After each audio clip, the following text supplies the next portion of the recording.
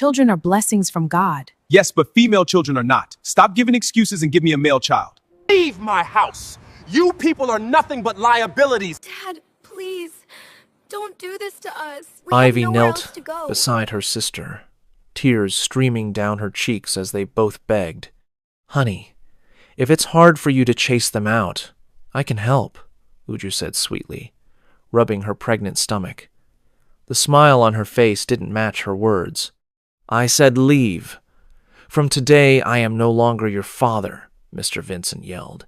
"You are never allowed to step into this house again." He grabbed their bags and threw them outside. One of the bags hit the ground and burst open, spilling their clothes across the floor. "Well done, honey," Uju laughed loudly, mocking them like it was all a joke. She watched the scene with joy, enjoying every second. With shaky hands and broken hearts, Tina and Ivy gathered their clothes and packed them back into the bag. They zipped it up slowly, then dragged their tired feet out of the house that was once their home.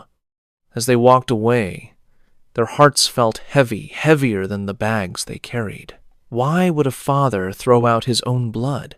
What could make a man turn his back on his children? Stay with us as we dive into this powerful and emotional story filled with deep pain, hard choices, and unforgettable moral lessons.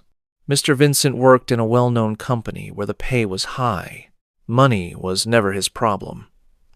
He could buy anything he wanted and live any kind of life he pleased. But Mr. Vincent had one belief that ruled his heart. He believed that girls were useless. To him, daughters could not inherit their father's property. He often said they were like flowers in a garden.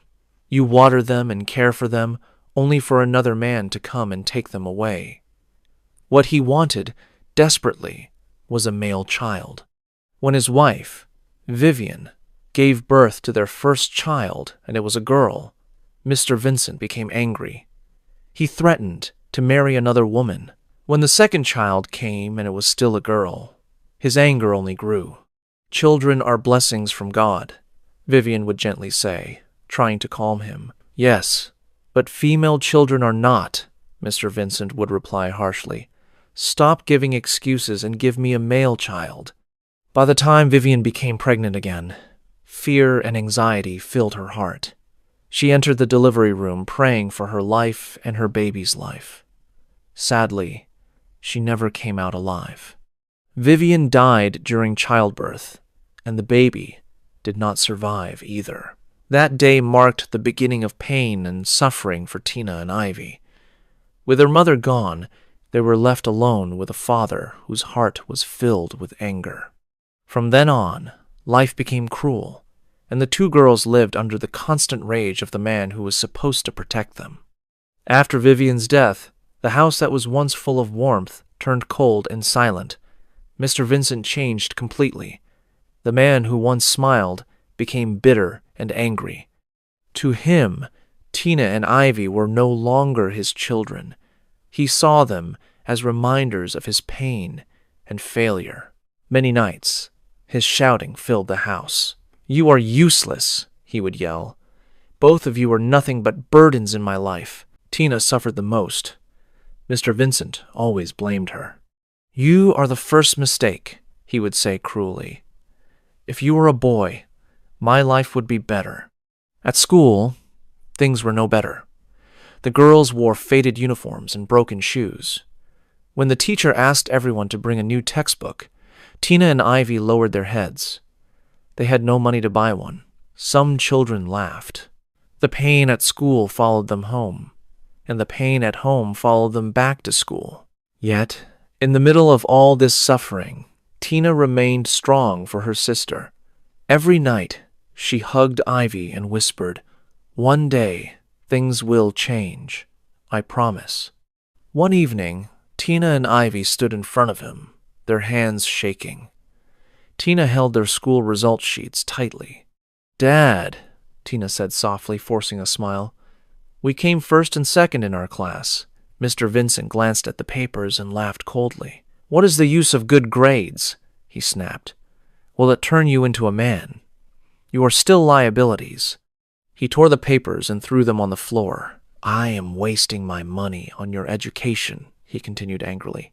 From today, there is no more school for you. The words hit them like stones. Ivy burst into tears, while Tina stood frozen, biting her lips to stop herself from crying. Almost every night, the girls cried themselves to sleep. Not long after, Mr. Vincent brought a woman into the house. Her name was Uju. From the day she arrived, the remaining peace left the home. Tina and Ivy felt it immediately. Uju treated them like servants. Every morning, she woke them up early. "Wash the plates! Clean the house! Hurry up!" she would shout. If they were slow, she insulted them. Sometimes, she denied them food. "This food is for my husband," she would say coldly. "Go and drink water." Uju was very wicked. She treated them like rags. Mr. Vincent never cared for his daughters. He watched everything and said nothing. Sometimes, he even joined her. "You are the elder one," Uju snapped one day, pushing a bucket into Tina's hands. "If anything goes wrong, I will deal with you." Things became worse after Uju went for a hospital checkup with Mr. Vincent. When the doctor showed them the scan, the doctor smiled. "It's a boy." Mr. Vincent's face lit up with joy. For the first time in years, he was happy. On their way home, Uju rubbed her stomach and whispered, "God has finally given you a son." That same night, while Tina and Ivy slept on the cold floor, Uju spoke to Mr. Vincent. "Those girls are a problem," she said calmly. "They don't belong here. If you want peace for our son, they must leave." Mr. Vincent did not argue. He did not ask questions. He agreed immediately. The next morning, Uju woke the girls earlier than usual. "Pack your things," she said coldly. Before they could understand what was happening, Mr. Vincent stormed in. "Leave my house," he shouted. "You people are liabilities. You only eat and waste my money." "Dad, please," Ivy cried, holding his legs. "We have nowhere else to go." Tina stood shaking. "Please, Dad, we are your children." Uju stepped forward, smiling.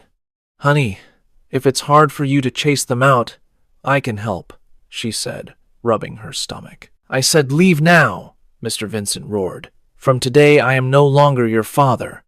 He threw their bags outside. One bag fell and burst open, their clothes scattered on the ground.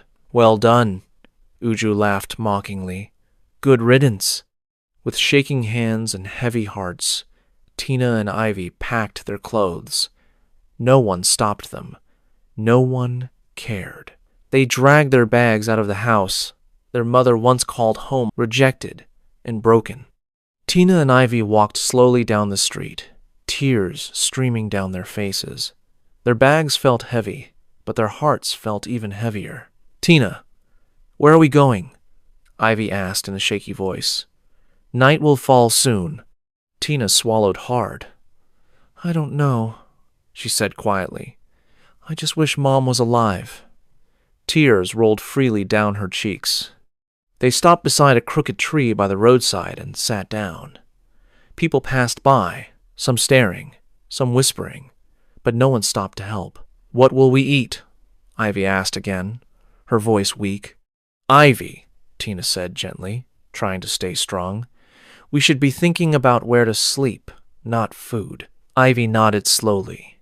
She loved food and never joked with it, but tonight, hunger was not their biggest problem. As darkness covered the sky, the sisters found an old, abandoned store by the roadside. Cold and afraid, they lay on the hard floor.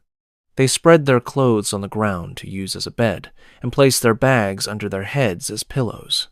That night, while Mr. Vincent slept comfortably on his soft bed, Tina and Ivy slept on a cold floor, homeless, hungry, and forgotten by the man who called himself their father. Morning came slowly. The cold night had left Tina and Ivy weak and tired. Their bodies ached from sleeping on the hard floor, and their stomachs burned with hunger. Ivy woke up first. "Tina, I'm hungry," she whispered. Tina opened her eyes and sat up. She was hungry too, but she forced a small smile. "Let's be strong," she said. "We will find help today." They stepped out of the old store and sat by the roadside, begging quietly. People rushed past them, cars speeding by, buses honking, traders shouting their prices. Some dropped a few coins into their hands, while others walked past without a second glance. With the little money they got, Tina bought snacks. They sat at the corner of a shop, eating quickly, hunger written all over their faces. The snacks did not fill them, but they had no choice. They had to manage. Tina stared ahead, already worried about how the afternoon would be. She turned and saw Ivy sleeping beside her, weak and tired. Tears rolled down Tina's cheeks. "Be strong," she whispered to herself. "For Ivy and for yourself." She gently brushed the hair from Ivy's face. "I promise to be a good big sister," she said quietly.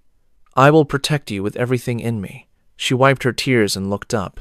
"God, please help us." Around the corner, a woman sat inside her car watching the scene. Her name was Mrs. Marie, an architect who had come to visit an old friend. Through her car window, she saw the girls eating with hunger, saw Tina wiping her tears, and felt something stir in her heart. Without thinking twice, she opened her car door and walked toward them. "Hello, dear," she called gently. Tina looked up, startled. She stood up quickly. "Yes, ma? Why are you both here?" Mrs. Marie asked softly. "Where are your parents?" Tina hesitated, then slowly sat back down.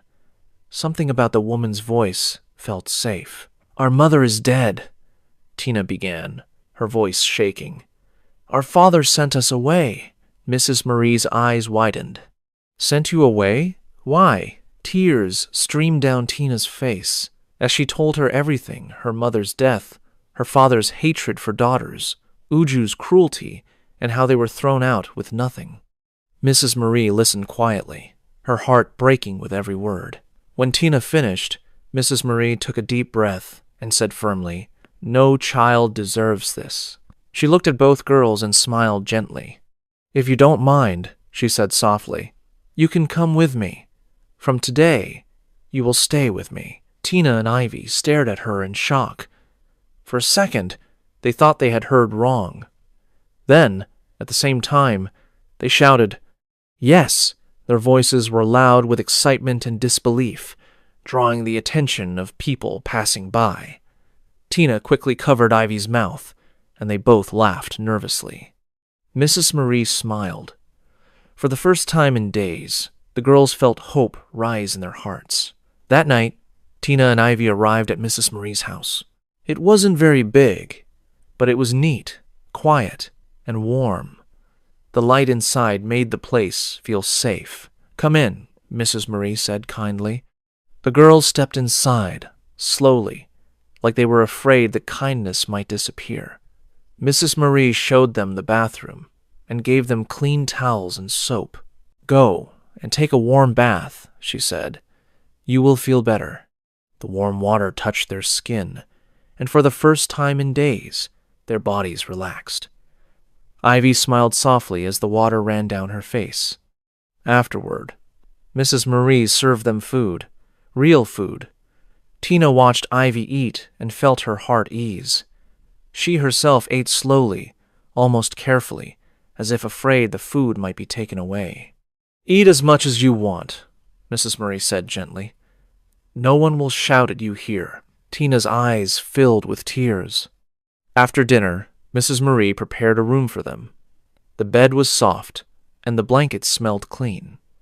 Ivy climbed onto the bed and laughed softly. "Tina," she whispered, "this bed is very soft." Tina smiled and pulled the blanket over her sister. "Yes," she said. "Sleep well." As the lights went off, Ivy fell asleep almost immediately. Tina lay awake, staring at the ceiling. Her heart felt full and heavy at the same time. She folded her hands quietly. "Thank you, God," she whispered. "Please bless Mrs. Marie." That night, for the first time since their mother died, Tina and Ivy slept without fear under a roof filled with peace, kindness, and hope. Far away, Mr. Vincent continued his life, proud of the son he was expecting, unaware that the children he rejected were slowly finding hope again. But life has a way of returning what we give, and for Mr. Vincent, the day of reckoning was drawing closer. Mrs. Marie kept her promise. She enrolled Tina and Ivy in a good school and took good care of them. She made sure they ate well, dressed neatly, and felt safe in her home. Slowly, happiness returned to their lives. One afternoon, Tina and Ivy came home from school looking different. They were unusually quiet, but their eyes sparkled with excitement. Mrs. Marie noticed immediately. "What is it?" she asked. "Did something happen at school?" Tina looked at Ivy, then turned back to Mrs. Marie. With shaking hands, she brought out 2 letters from her school bag. "Ma, we were told to give these to you," she said softly. Mrs. Marie opened the letters.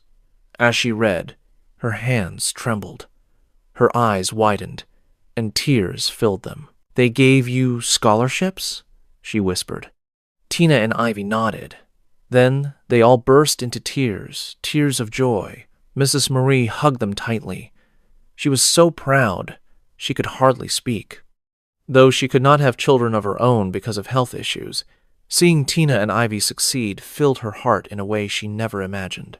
In them, she found joy, and in her, the girls found a mother again. And now the story of a new beginning starts. 20 years have passed. Tina and Ivy were no longer the helpless girls chased out of their father's house. They were now grown women with big dreams and successful lives. Tina had become a respected surgeon, known for her skill and precision. She had successfully handled more than 20 major surgeries. Ivy, on the other hand, was a successful banker, smart and confident. Mrs. Marie had retired from her work. Tina and Ivy were the light that came into her life, the daughters she never had. That evening, they sat together at the dining table. "Mama, I missed your food so much," Tina said, closing her eyes as she ate. Mrs. Marie smiled. "That's what work does," she said. "Sometimes I wonder if you even eat well. You look skinny since you came back from Canada." Ivy burst into laughter. "Exactly, Mama. And she keeps saying she's watching her weight. How can a skinny fish say that?" Tina dropped her spoon immediately. "Did you just call me a fish?" Ivy jumped up and ran.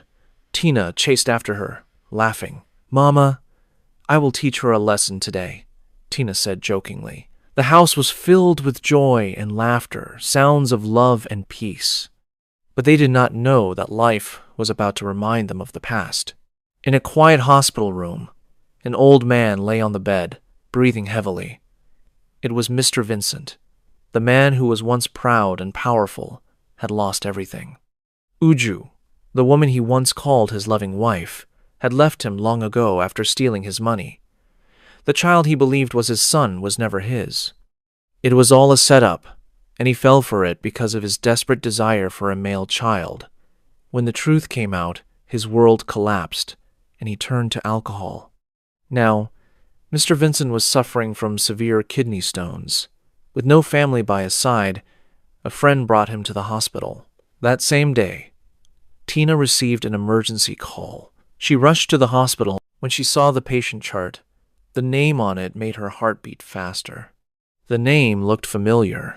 What if it's him? She thought. No, it can't be, she whispered, quickly brushing the thought aside. Taking a deep breath, Tina straightened herself and walked into the room with the nurses, unaware that the past she tried to forget was waiting for her inside. The nurses adjusted the bed as Tina stepped closer. She looked at the patient and instantly knew it was him. Time had changed him. His hair was gray, his face thin, his body weak. But there was no mistake. She recognized the eyes, the face she had not seen in 20 years. Her father. For a brief moment, her heart shook. Memories rushed in pain, hunger, the cold nights. But Tina did not let it show. She straightened her shoulders and looked at the chart in her hand. "Prepare him for surgery," she said calmly, her voice steady. The nurses nodded and began their work. Tina followed as they moved him toward the theater. She did not look at him again. Inside her, emotions battled silently. But on the outside, she was the doctor, focused, professional, and in control. The past had found her, but it would not break her. The surgery was long, but it was successful. Tina worked with full focus and skill, removing every stone carefully and precisely. She did her job perfectly. After the operation, Mr. Vincent was moved to the recovery room. The machines beeped softly as his body slowly began to respond. Later that day, Tina sat alone in her office, lost in thought. After all these years, what happened to him, she wondered. And where is Uju, the woman who destroyed our lives? Questions filled her mind, but she kept everything to herself. When she went home that evening, she said nothing to anyone. She carried the truth silently. The next day, in the recovery room, Mr. Vincent slowly opened his eyes. His throat was dry, and when he tried to speak, no sound came out. His eyes scanned the room until they rested on a woman who looked too familiar, like a perfect copy of his late wife. He closed his eyes and opened them again. The woman was still there. It was not a dream. His breath caught. Vivian, he whispered, his voice breaking. The woman said nothing. She stood calmly, a file in her hand, her face unreadable. Tina took a slow step forward. "No," she said quietly. "I am not Vivian." Mr. Vincent frowned, confused. He looked at her again, at the eyes, the shape of her face, the familiar look that haunted him. "I am Tina," she continued. "Your daughter." The words hit him like a heavy blow. His eyes widened. His lips trembled. Tina? He said weakly. My daughter? "Yes," Tina replied, her voice steady. "The one you sent away." Tears streamed down Mr. Vincent's face as memories rushed back, the crying, the begging, the slammed door. "I thought you were dead," he sobbed. "I thought I had lost you forever." "You lost us the day you chose pride over love," Tina said softly. He tried to reach for her, but his weak hand fell back onto the bed. "I was wrong," he cried. "I destroyed my family." Tina looked at him for a long moment.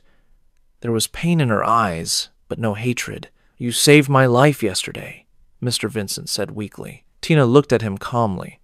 "I only did my job." She turned slowly and walked toward the door. After a few steps, she paused. "Rest well, Mr. Vincent," she said softly. Then she walked out of the room, leaving Mr. Vincent alone with his regrets, his memories, and the heavy weight of his past. Mr. Vincent lay quietly on the hospital bed after Tina left. The room felt empty, even though machines still beeped softly beside him. Her words echoed in his head again and again. "I only did my job, not father, not dad. Just a patient." Tears rolled down his cheeks. He turned his face to the side and closed his eyes, but sleep did not come. For the first time in his life, he had no one to blame but himself. Later that evening, Tina sat quietly in her car, her hands resting on the steering wheel. Her chest felt heavy. She had faced her past and survived it, but it still hurt. She did not cry. She simply stared ahead for a long time before driving home.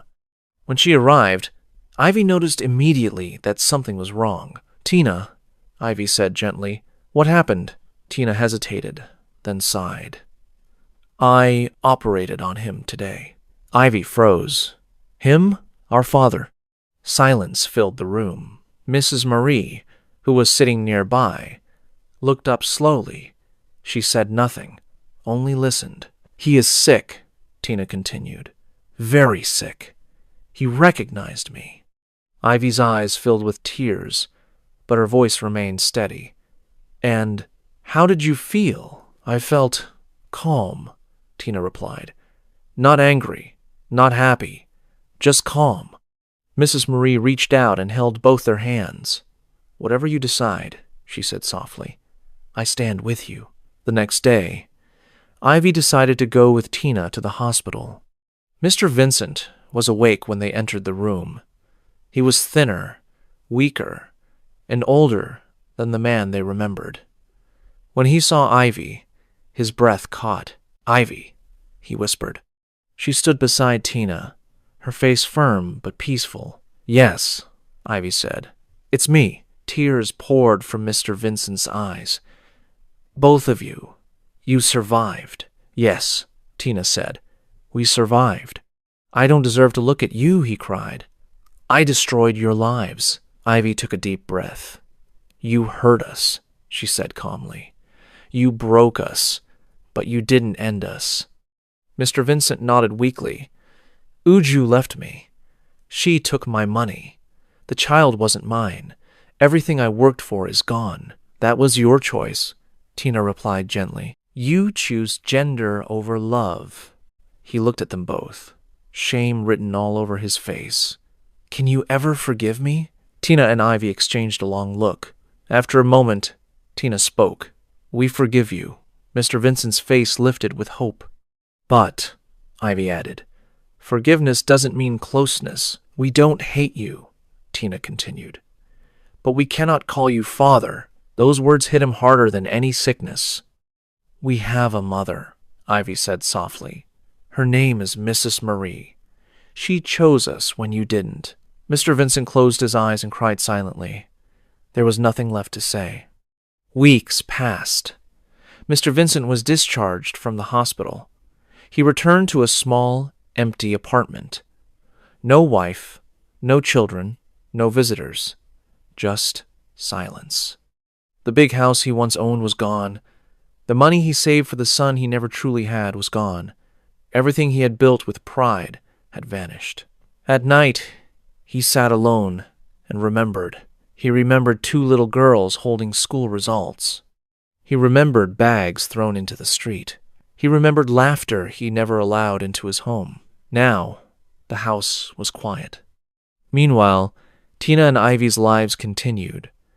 They worked hard, laughed freely, and loved deeply. Mrs. Marie's home was filled with warmth and peace. Sometimes, Tina thought of her father not with anger, but with understanding. She had learned a powerful lesson. Children are not liabilities. Daughters are not mistakes. Love is not selective. Mr. Vincent lived on, carrying the weight of his choices. He had everything once and lost it all because he could not see the value of what he already had, and so life moved forward. The girls who were once rejected became women of purpose. The man who rejected them learned too late that blood is priceless. And in the end, the greatest inheritance was not money, not property, but love. Thanks for watching. If you loved this story, hit that subscribe button, like, comment, and share it with your friends. For more exciting and unforgettable stories, stay tuned to Tales with NFC Nation. Until next time, keep watching.